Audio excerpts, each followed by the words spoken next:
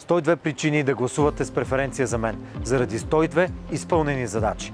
Ето какво направихме за София с грижата на добрия стопанин.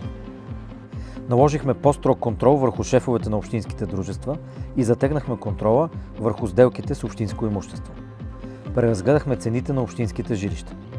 Направихме възможно разсрочването на задължения към Топлофикация. Реновирахме и отворихме банята в Банкя, а в момента реставрираме и банята в Овча купел. Създадохме нов цветен пазар в Подуяне и обновихме пазара на Рум Черни връх.